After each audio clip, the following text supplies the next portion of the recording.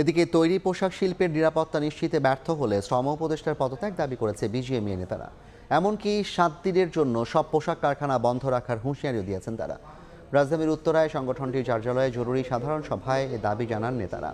শিল্পের নিরাপত্তা ও ক্রেতাদের সময়মতো পণ্য সরবরাহ নিশ্চিতের বিষয়ে আলোচনা করেন উদ্যোক্তারা।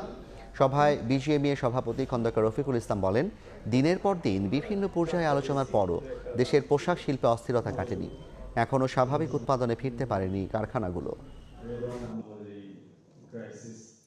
আমরা ঠিকমতো স্যালারি দিয়েছি, আমাদের ফ্যাক্টরিতে চললো না, আমাদের দায়িত্ব তারা নিতে পারলো না, এটার জন্য তারা দুঃখ প্রকাশ করবে। আমরা চাই যদি আমাদের ফ্যাক্টরি আমরা যদি সুন্দর মতো চালাইতে না পারি, তারা নিরাপত্তা বিধান ব্যবস্থা করতে না পারে, তাহলে শ্রম উপদেশের আমাদের দরকার নাই, উনি পদত্যাগ করতে হবে, ওনাকে পদত্যাগ করতে হবে।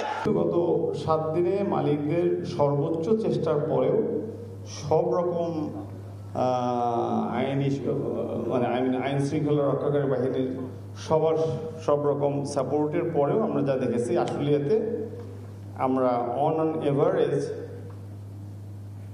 প্রায় 70 to 80 ফ্যাক্টরি গড়ে প্রতিদিন বন্ধ ছিল, আউট অফ 286 ফ্যাক্টরি।